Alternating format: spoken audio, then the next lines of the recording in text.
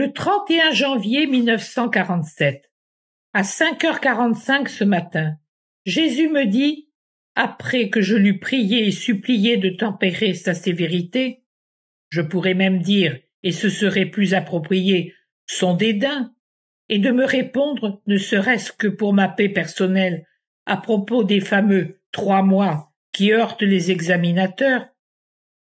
Tu modifieras la première période de la vision du 28 mars 1944 par ces mots.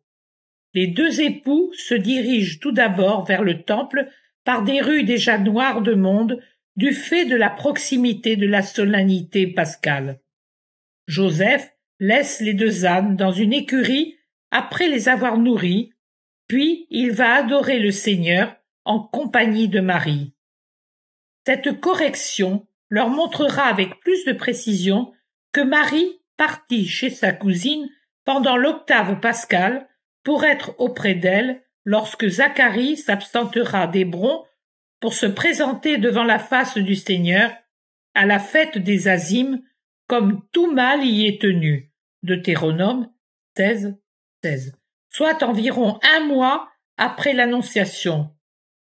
Au sujet de ce laps de temps passé à Hébron, je te dis à toi, et précisément parce que c'est toi, mon petit Jean, qui souffre pour la justice, que 48 plus 40 font 88, soit 2 jours de moins de 90 qui font 3 mois.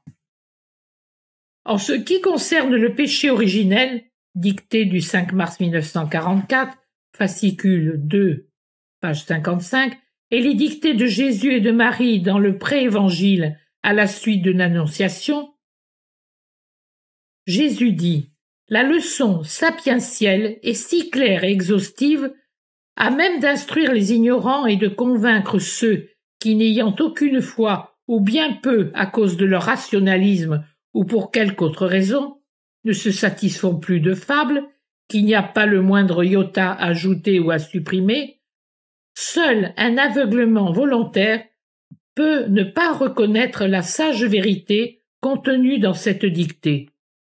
Tu joindras à ce point la dictée du 5 mars 1944 pour qu'ils aient sous les yeux la leçon tout entière. S'ils sont humbles, ils en comprendront la vérité. Je me permets de répéter à Jésus, qui est présent et si bon, une question qui me fut posée par un père servite. J'ignore de qui il s'agit précisément, mais il me semble que ce doit être le père Berti, et je ne sais si c'est par une initiative personnelle ou sur la suggestion d'autrui. Cela concerne la descente de Jésus aux enfers que j'ai retrouvée par hasard à la date du 15 janvier 1944 et qui semble avoir heurté quelqu'un. Il me répond. C'est alors qu'arrive la lettre du père Berti qui me demande d'écrire une note à présenter au Saint-Père. À peine cette lettre m'était-elle apportée que Jésus, tout sourire, tout lumineux, me dit « Ouvre-la et lis-la ». Je le fais encore stupéfaite comme chaque fois que les paroles de Jésus correspondent à ce qui arrive. Jésus me dit en souriant « Voici pourquoi je te satisfais précisément maintenant, après 4 mois, et pour ce Père, auquel je t'ai déjà dit que tu pouvais communiquer ce passage-ci. Quant aux autres, tu sais à qui tu dois les transmettre, quand et comment. Maintenant, écoute-moi, je vais t'en rappeler le principe. Jésus dit, tu rapporteras ce qui suit au père Berti, maintenant que tu sais que c'est lui qui te l'a demandé. Dans la dictée du 15 janvier 1944 à Maria, j'ai dit « Lorsque j'y suis descendu pour tirer des limbes ceux qui attendaient ma venue, cette horreur m'a fait horreur.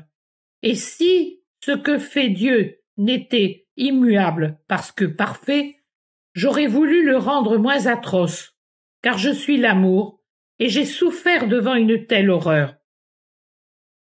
Je voulais parler des différents lieux d'outre-tombe où se trouvaient les défunts, pris en général et appelés enfer, par opposition au paradis où se trouve Dieu.